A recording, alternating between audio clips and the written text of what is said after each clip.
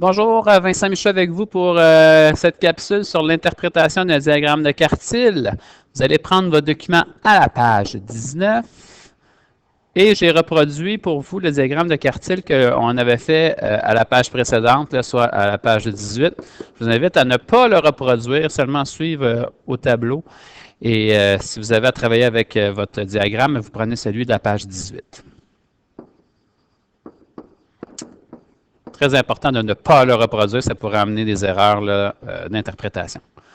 Alors, petit rappel, en vert, ici, je vous ai inscrit qu'il y a 3 quartiles dans un diagramme de quartile, Q1, Q2, Q3. Ce sont les 3 repères verticaux. Alors, un premier repère vertical, un deuxième et un troisième. Ce sont les quartiles 1, 2 et 3, dont le quartile, le Q2, représente ici la médiane de situation. Tandis qu'en bleu, on parle, en bleu, qu'il y a 4 quarts. Alors, les quarts, c'est les étendues à l'horizontale. Les quarts regroupent chacun 25% des données. Alors, 25%, 25% ici, 25% des résultats et 25%. Malgré le fait que les quarts n'aient pas tous la même largeur, physiquement, ils contiennent quand même 25% des résultats. Alors, dans ce cas-ci, 25% des soupers de restaurant sont inclus dans le premier quart, 25% dans le deuxième, 25% dans le troisième et 25% dans le quatrième. Voilà. Maintenant, pour faire l'analyse, ce qu'on fait, c'est qu'on va passer à travers les 4 points d'analyse suivants, toujours les mêmes. Alors, on commence avec la médiane. Quelle est la médiane? Alors, ça, c'est la médiane Q2 qu'on cherche. Et la médiane Q2 est de, on va voir dans le graphique, 44,5. L'étendue interquartile. Étendue, ça veut dire la largeur. Inter, ça veut dire entre. Puis quartile, ben, c'est mes 3 repères. Alors, quels sont mes 3 repères? C'est de Q1, en passant par Q2, allant en Q3. C'est quoi la largeur ici? Alors, je ne veux pas que tu prennes ta règle et que tu mesures en centimètres. On veut plus le savoir dans le contexte ici qui sont des dollars, des soupers de restaurant. C'est quoi la largeur entre Q1 et Q3? Si je compte, entre Q1 et Q3, il y a Q3 qui est à 52,5, 52,50 $, et Q1 qui est à 22,50 $. Alors, si je fais le compte, ben, il y a 30 $ d'écart. 30 $ d'écart, ça représente un montant entre Q1 et Q3. C'est-à-dire, il y a combien de pourcents, en pourcentage, là, il y a combien de soupers de restaurant entre Q1 et Q3? Il y en a 25 plus 25, je suis rendu à 50%. J'ai 50% de mes coûts de restaurant qui ont un écart de 30 $. Je vous donne un exemple. Si au lieu de trouver 30, j'aurais trouvé, supposons, au lieu de trouver 30, j'aurais trouvé 3 $. Qu'est-ce que ça peut représenter? C'est que 50% de mes coûts de souper de restaurant ont eu seulement une différence de 3 $ les uns les autres. Ça veut dire que le coût était pratiquement toujours le même pendant la moitié de mes soupers au restaurant. Tandis que si ce n'est pas le cas, au lieu de trouver 3 $, j'ai trouvé 30 $. Il y a quand même une grosse différence entre mes coûts, entre mes 50% de souper au restaurant. Là, il y a quand même une bonne différence en termes d'argent. Maintenant, données les plus condensées.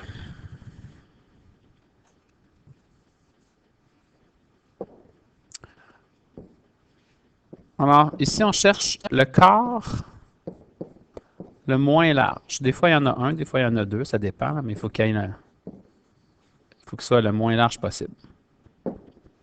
Alors, pour ça, on va aller faire un compte.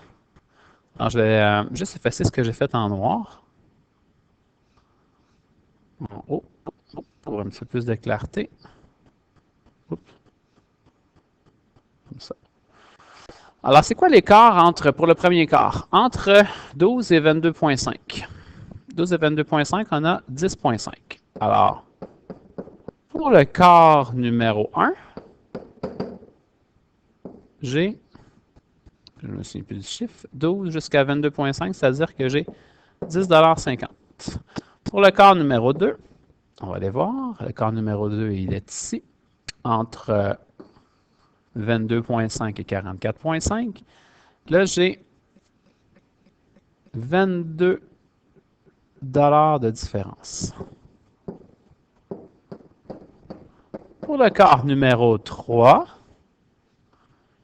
qui est ici, j'ai entre 44,5 et 52,5 si je compte.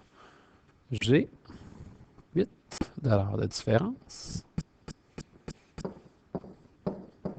Et pour le quart numéro 4, entre 52 et 50 et 60 $ qui est le maximum, j'ai 7,50 $. S'il y en a qui se demandent comment j'ai fait pour obtenir ces quatre résultats-là, c'est simplement des soustractions. Là. Je prenais le quartile le plus élevé, je lui soustrayais le quartile le plus faible du quart en question, et j'obtenais mon chiffre. Dernier point d'analyse, et non le moindre, la présence de données aberrantes. Alors, des données aberrantes, c'est des données qui faussent la moyenne. Je vous donne un exemple. Un élève est malade. Un ou des élèves, mettons 2 élèves sont malades. Mais c'est surtout, en ce cas-ci, il faudrait surtout y aller avec un élève. Un élève est malade et puis il manque la semaine avant la semaine d'examen, il ne fait pas sa révision de fin d'année, arrive à l'examen de fin d'année, a un résultat plus que décevant, qui est, exemple, 15 %. D'habitude, il est habitué d'avoir une note bien meilleure que ça, puis là, il y a 15 %. Alors, sa note, qu'est-ce qu'elle fait? Elle fait descendre la moyenne du groupe. Elle affecte la moyenne du groupe de façon, probablement, de façon exagérée, puisqu'il est beaucoup. Il a eu un résultat plus décevant, dis-je, que normalement.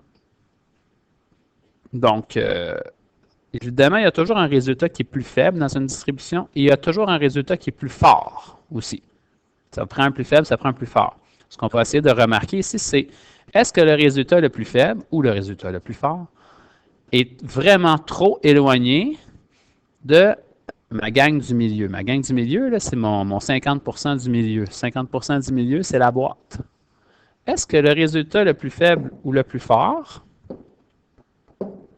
quand je le compare à ma boîte au milieu, il y a combien de pourcentage ici de repas de restaurant? Dans ce cas-ci, il y en a 25 plus 25, ça veut dire qu'il y a 50 % de mes coûts de restaurant qui sont ici, hein, quand même, qui sont en turquoise. Alors, si je compare l'élève, pas l'élève, mais le coût de restaurant le plus faible ou le plus fort, avec le 50 % du milieu qui est en vert, est-ce que l'écart est trop grand? Et là, ça ne juge pas à l'œil, ça juge avec un calcul mathématique.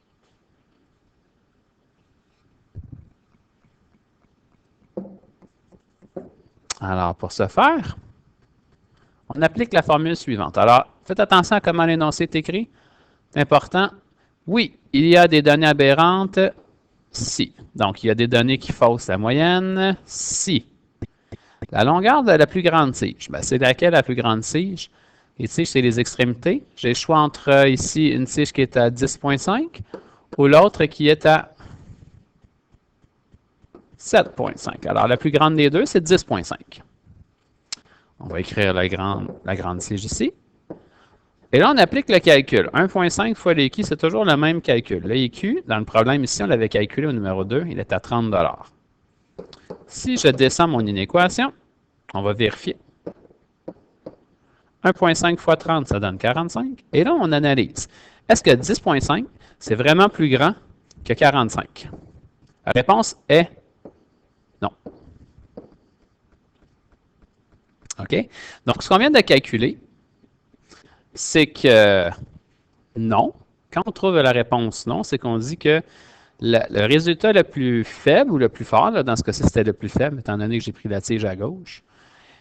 Oui, il est faible, mais il n'est pas si éloigné que ça du 50 % du milieu. Alors, la moyenne, elle est valable. On va dire non.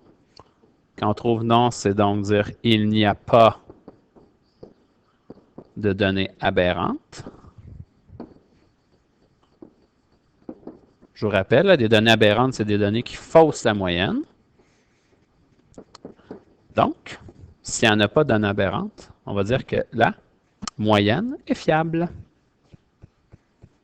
et qu'on va pouvoir s'y fier. Donc, la moyenne est fiable.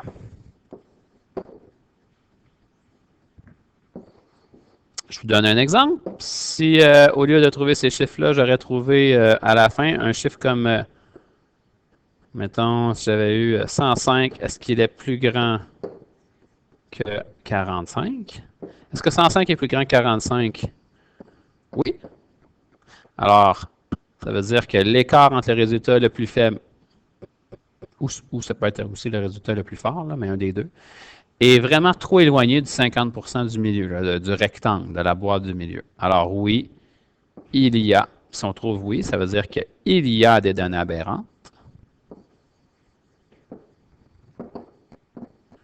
Et à ce moment-là, la moyenne n'est pas fiable. Donc,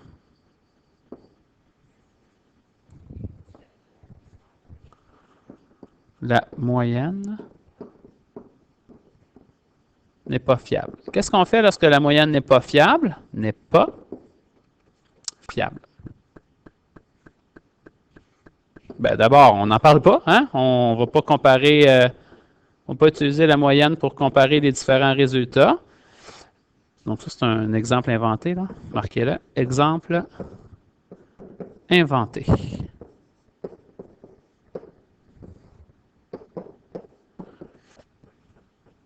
Alors, lorsque la moyenne n'est pas fiable, ce qu'on va faire, c'est qu'on va utiliser la médiane pour comparer mes résultats au lieu d'utiliser la moyenne. Donc, il faut rajouter ceci. Il faudra à ce moment accorder une moins grande importance à la valeur de la moyenne et une plus grande importance à la médiane.